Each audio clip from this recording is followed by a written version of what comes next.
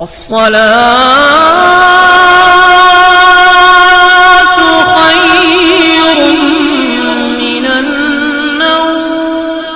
علیکم ورحمۃ اللہ وبرکاتہ۔ میں ہوں رشید اختر اور آپ دیکھ رہے ہیں سجاد نظامی ورلڈ۔ امید کرتا ہوں کہ آپ لوگ خیریت و عافیت سے ہوں گے۔ اللہ اور بھی آپ کو خوش رکھے، دین و دنیا کی دولت سے مالا مال فرمائے، آمین یا رب العالمین۔ دوستو، آج کا ویڈیو بہت بہترین ہے، قربانی کے تعلق سے ہے، اور سب سے مین جو ٹاپک ہے وہ یہ ہے کہ وہ کون سا جانور ہے جو 6 مہینے کی عمر میں اس کی قربانی جائز ہے۔ یعنی جانور 6 مہینے کا ہے لیکن پھر بھی اس کی قربانی ہم کر سکتے ہیں۔ تو آئیے یہاں سے میں شروع ہوتا ہوں۔ آپ اس ویڈیو میں انشاءاللہ تعالیٰ 15 سوالوں کے 15 جواب آپ ملاحظہ فرمائیں گے۔ ویڈیو تھوڑی بڑی بھی ہو سکتی ہے لیکن آپ پورا سنیں تو انشاءاللہ تعالیٰ آپ کو کچھ نالج ہوگی، ٹھیک ہے۔ آئیے یہاں سے میں شروع کرتا ہوں۔ بسم اللہ الرحمن الرحیم، درود پاک پڑھ لیں۔ اللہم صلی علی سیدنا شفیعنا حبیبنا کریمنا و مولانا محمد مبارک وسلم، صلاۃ و سلام علیک یا رسول اللہ یا نبی اللہ یا حبیب اللہ صلی اللہ تعالیٰ علیہ وسلم۔ ویڈیو پورا سنیں انشاءاللہ تعالیٰ۔ میں شروع کرتا ہوں۔ سب سے پہلا سوال ہے، کس صورت میں مالدار ہے انسان، مالک نصاب ہے، پھر بھی اس پر قربانی واجب نہیں؟ تو سن لیجئے انشاءاللہ اس کا جواب۔ یعنی انسان مالدار ہے اور مالک نصاب ہے، پھر بھی اس پر جو ہے قربانی واجب نہیں۔ جواب نمبر 1، مالدار مالک نصاب اگر مسافر ہے، یعنی مالدار بھی ہے اور مالک نصاب بھی ہے، اور اگر مسافر ہے، سفر میں ہے، تو اس صورت میں اس پر قربانی واجب نہیں کہ وجوب قربانی کے لیے مقیم ہونا شرط ہے۔ فتاوی عالمگیری جلد 5 مصری صفحہ نمبر 257 میں یہ حوالہ آپ کو مل سکتا ہے، آپ پڑھ سکتے ہیں انشاءاللہ۔ سوال نمبر 2، جو مالک نصاب نہیں ہے، یعنی جو مالک نصاب بھی نہیں ہے، اس پر قربانی واجب ہونے کی کیا صورت ہے؟ یعنی جو مالک نصاب بھی نہیں ہے اس پر قربانی واجب ہے تو اس کی کیا صورت ہے؟ تو انشاءاللہ تعالی جواب نمبر 2 سن لیجئے۔ تو جواب نمبر 2 سن لیجئے، جو مالک نصاب نہیں ہے اس نے قربانی کی منت مانی، یعنی مالک نصاب بھی نہیں ہے لیکن اس نے قربانی کی منت مانی ہے، تو اس صورت میں اس پر قربانی واجب ہے۔ یا اس نے قربانی کی نیت سے کوئی جانور خریدا تو اس جانور کی قربانی واجب ہے۔ فتاوی عالمگیری جلد 5 صفحہ نمبر 257 میں یہ حوالہ موجود ہے۔ اب آگے بڑھتے ہیں۔ سوال نمبر 3، ایک شخص پر قربانی واجب ہوئی مگر اس نے قربانی نہیں کی اور گناہ گار بھی نہیں ہوا۔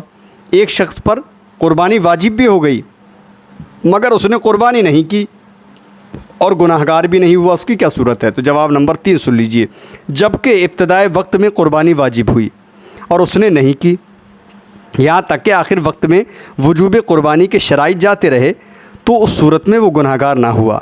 یعنی کہ قربانی کا دن آج سے شروع ہوا اور آج ہی جو ہے مطلب جو ہے ابتدائے وقت میں قربانی اس پر یعنی مالک نصاب ہوا، تو اس صورت میں جو ہے شرائط اس کے جاتے رہے، تو اس صورت میں وہ گناہ گار نہیں ہوگا۔ فتاوی عالمگیری جلد 5 صفحہ نمبر 259 میں یہ حوالہ موجود ہے۔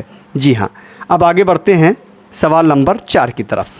کس صورت میں ایک قربانی کرنے کے باوجود، وہ کون سی صورت ہے کہ ایک قربانی کی اس کے باوجود پھر اسی سال دوسری قربانی کرنا اس پر واجب ہے؟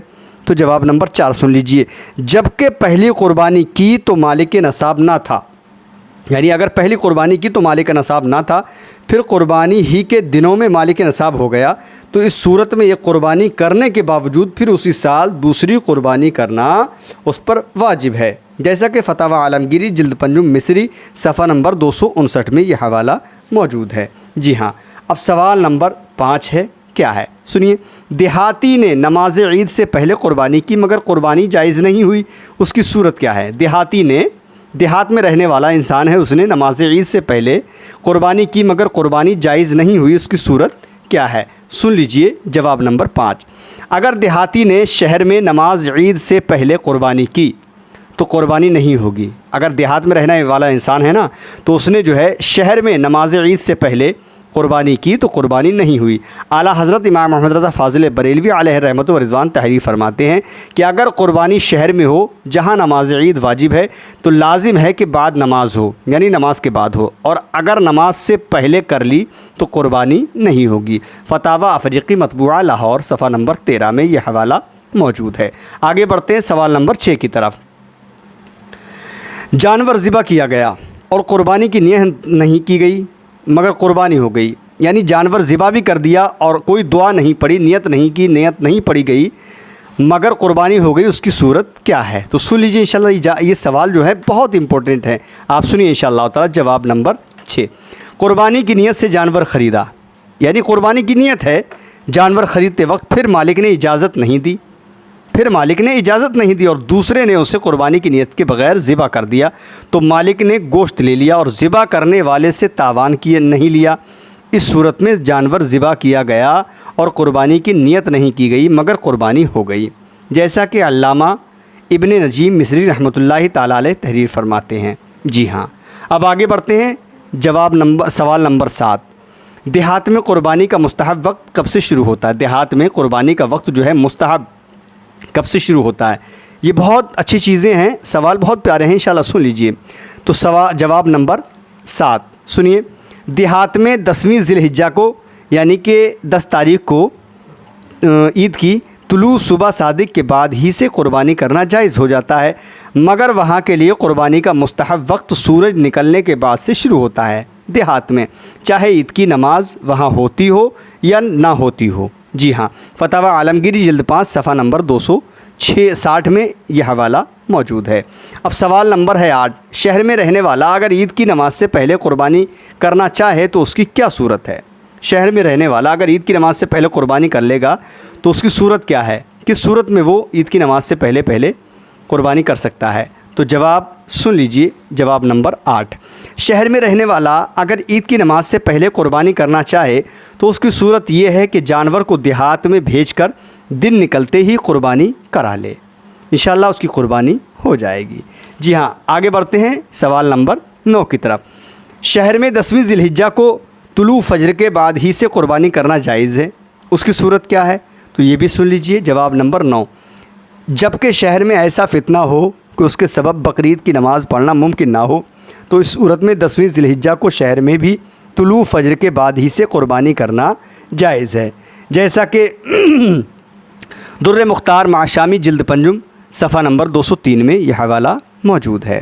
اب سوال ہم 10واں کرتے ہیں، شہر میں طلوع فجر کے بعد سے قربانی کرنا جائز نہ رہا، شہر میں یعنی سورج نکل آیا اس کے بعد سے قربانی کرنا جائز نہ رہا مگر عید کی نماز پڑھنے سے پہلے جائز ہو گیا ہے، اس کی صورت کیا ہے؟ یعنی نماز کے بعد جائز نہیں رہا اور عید کی نماز سے پہلے جائز ہو گیا تو اس کی صورت کیا ہے؟ جواب نمبر 10 سن لیجئے، جبکہ دوپہر کے بعد گواہوں سے ثابت ہوا کہ آج 10ویں ذی الحجہ ہے تو اس صورت میں شہر کے اندر طلوع فجر کے بعد یعنی سورج نکلنے کے بعد قربانی کرنا جائز نہ رہا مگر اب عید کی نماز پڑھنے سے پہلے جائز ہو گیا، جیسا کہ شامی جلد 5 صفحہ نمبر 203 میں یہ حوالہ موجود ہے۔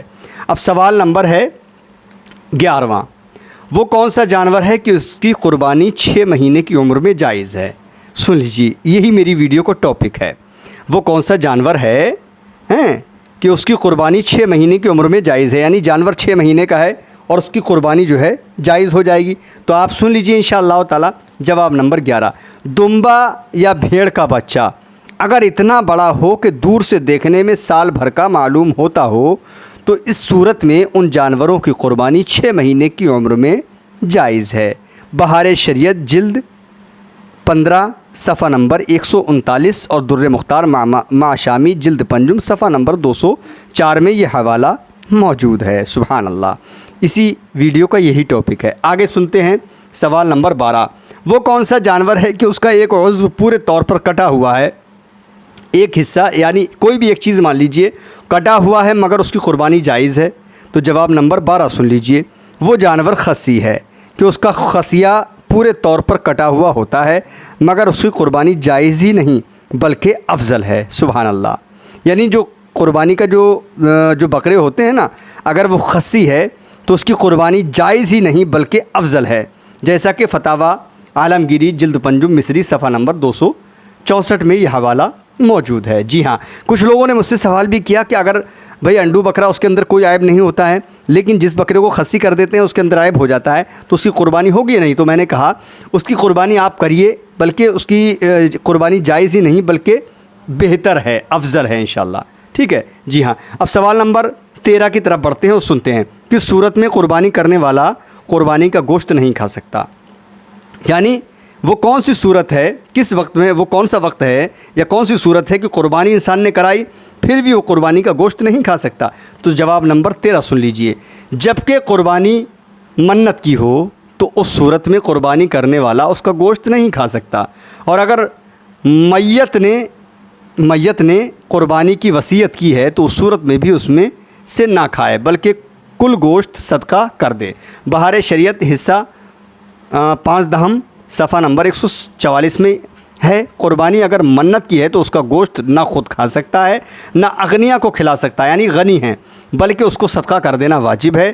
وہ منت ماننے والا فقیر ہو یا غنی، دونوں کا ایک ہی حکم ہے کہ خود نہیں کھا سکتا ہے نہ غنی کو کھلا سکتا ہے۔ جی ہاں، اب سوال نمبر 14 سن لیجیے۔ کس صورت میں قربانی کے چمڑے کا پیسہ مسجد میں خرچ کرنا جائز نہیں؟ وہ کون سی صورت ہے کہ قربانی کا چمڑے کا پیسہ جو ہے وہ مسجد میں خرچ کرنا جائز نہیں؟ تو جواب نمبر 14 سن لیجیے۔ پیسے کو اپنے خرچ میں لانے کی نیت سے قربانی کے چمڑے کو بیچا تو اس پیسے کو مسجد میں صرف کرنا جائز نہیں، اس لیے کہ اس پیسے کا صدقہ کرنا واجب ہے، اور صدقہ واجبہ کو بلا حلیہ شرعی مسجد میں لگانا جائز نہیں۔ جی ہاں، اب آگے بڑھتے ہیں 15واں سوال اور آخری سوال۔ وہ کون سی صورت ہے کہ قربانی کا گوشت تقسیم نہ کرے بلکہ بیچ سکتا ہے؟ کس صورت میں قربانی کا گوشت بانٹے نہیں بلکہ بیچ سکتا ہے؟ تو آپ سن لیجیے جواب نمبر 15۔ جبکہ نابالغ کے مال سے قربانی کرے تو جس قدر ہو سکے نابالغ اس میں سے کھائے، اور جو بچ جائے اسے تقسیم نہ کرے بلکہ باقی رہنے والی چیزیں مثلاً کتاب یا کپڑا وغیرہ کی عوض بیچ سکتا ہے، جیسے کہ عنایہ شرح ہدایہ مع فتح القدیر جلد 8 صفحہ نمبر 429 میں یہ حوالہ موجود ہے۔ دوستو، آپ نے قربانی کے تعلق سے 15 سوالوں کے 15 جواب ملاحظہ فرمائے۔ اگر اچھا لگے نا، جانکاری آپ کو بہت ہی پیاری لگی ہو تو اپنے دوستوں احباب میں بھیج دینا۔ بالکل کنجوسی مت کرنا، کیونکہ عید کا وقت آ رہا ہے، اور اگر اس عید کے وقت میں یہ سوال اگر آپ نے دوسرے لوگوں کے نہیں بھیجے تو میں امید کرتا ہوں کہ یار مزہ نہیں آئے گا، ہر انسان کو معلوم ہو جائے۔